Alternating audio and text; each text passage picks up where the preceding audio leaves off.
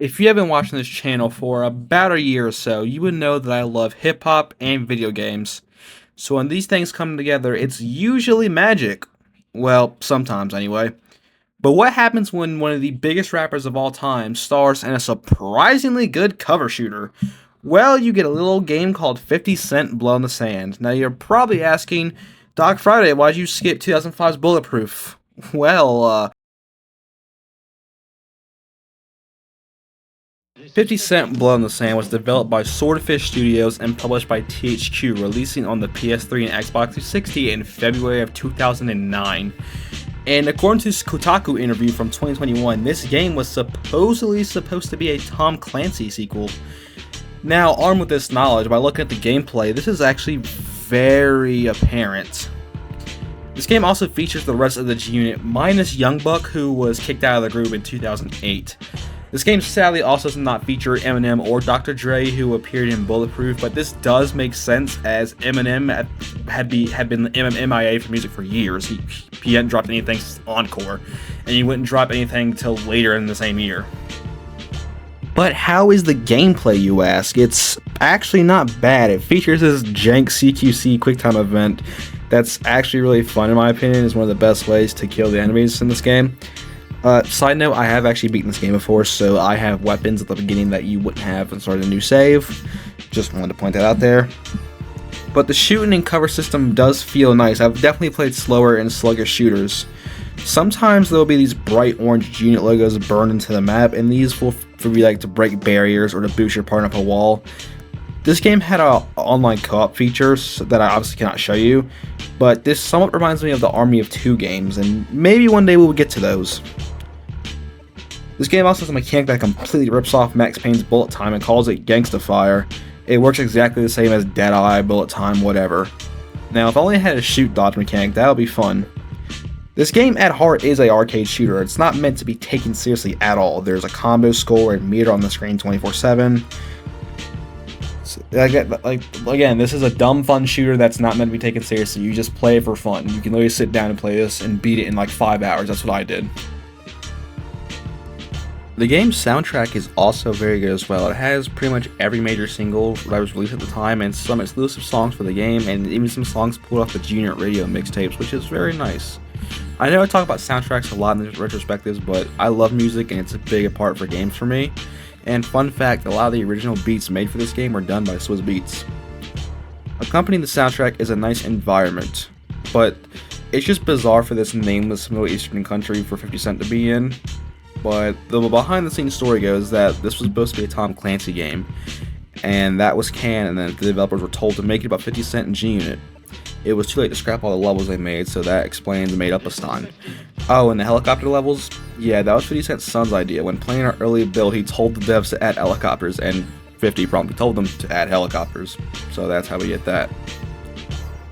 One thing that I noticed while playing this game is that the enemy AI is copy and paste. It's the same clones over and over again. They're all color coded to the same type of weapon they use. So basically this game should be retitled to 50 Cent vs. the Wiggles. The game also does feature collectibles in the form of posters that you can find in the levels. But how is the plot, you ask? Well, selecting the game's story map opens up with a concert in the Middle East. Our protagonist, 50 Cent, is informed that his guaranteed $10 million did not reach his account, so his response is to put a shotgun to the concert promoter's head. In fear, he decides to plot an iced out skull, and that is the plot. 50 Cent decides to just kill everybody for a skull with some VVS's in it, which apparently was 50 Cent's idea. After some more shooting and killing, we meet Raul. This is our weapons contact. This is pretty much the Dr. Dre of this game, minus the cool fact that you had to go to his van to buy guns. Here, you just simply find a payphone, and boom, you instantly have an LMG in your hands. Some of these guns are very pricey too, with some going over 100k. There's also counter kills, which are just simply the quick time event kills I mentioned before, but they're actually pretty dope in my opinion. I know QTEs are big hotbed for is it terrible, is it, you know, I don't mind it here, but I hate it in some other games. After blowing up a big tank with C4, we meet strip club owner Yazid, or Eddie as he prefers to be called. This is pretty much this game's Yusuf Amir from The Ballad of Gay Tony. He lets us know about our main villain, Kamal, and this leads to one of many vehicle-related missions. Oh boy. This is where the Yo 50 hit that big ramp meme comes from, if you heard that. And these type of missions just kinda suck. They're just not that good in my opinion. The driving is sluggish, and I know it's supposed to be a Humvee, but it feels like a tank. It's bad. Like I would compare this game's driving to Ride to Hell Retribution's motorcycle sections. It's that bad.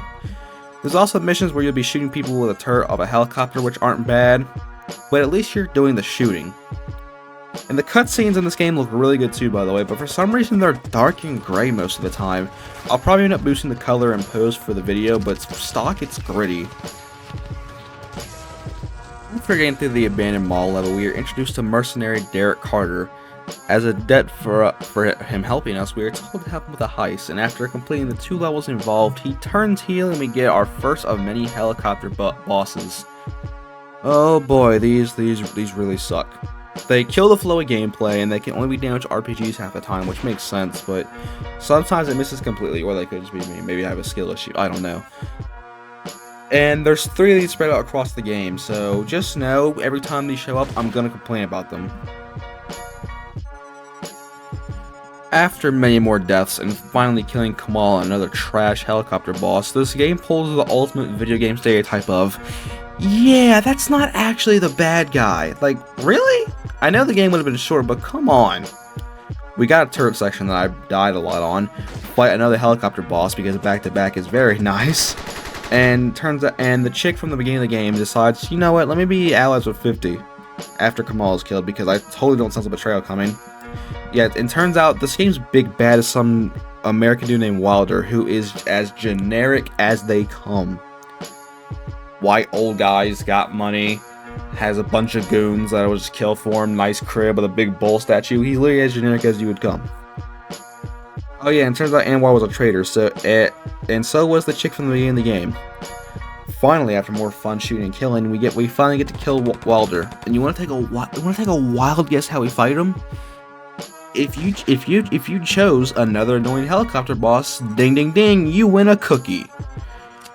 We kill Wilder, get one final car chase, and we get one of the funniest endings I've ever seen in a video game.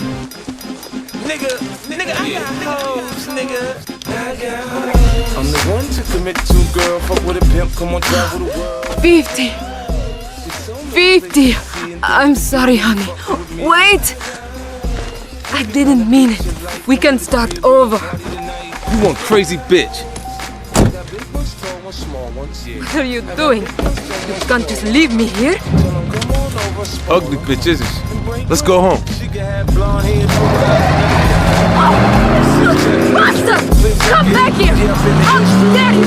Come crazy like a man! 50 Cent Blood on the Sand did not sell well at all, not even coming close to the 100,000 units mark. In contrast to Bulletproof, which sold 1 million copies. This could be due to Bulletproof not exactly being the best game ever, and in 2009, 50 Cent was not the #1 rapper anymore. See, in the gap between Bulletproof and Blood on the Sand, Wayne had taken over hip-hop and would continue to run rap for another 3 years or so. But this game is surprisingly good, all things considered. It's a game you don't take seriously. The game, you just sit there and play it. You know, I can't really preface that enough. It's not supposed to be taken seriously. It's a game you don't think about the plot. You just kill people. It's just a dumb fun shooter. The game features unlockables like music videos and concept art, and while yes, YouTube was a thing in 2009, it wasn't exactly the biggest thing yet, so the fact that this game features music videos is a novelty that no longer exists, sadly. So, would I recommend this game? Yes, actually I would. This game is actually backwards compatible on Xbox One, and I believe the servers are still up, but yeah, good luck convincing someone to play this with you. If you guys enjoyed this video, maybe consider checking out my old Let's Play of this game, or if you're into other hip-hop related video games, check out my various Def Jam 5 for New York content. Thank you for watching, peace, I'm out.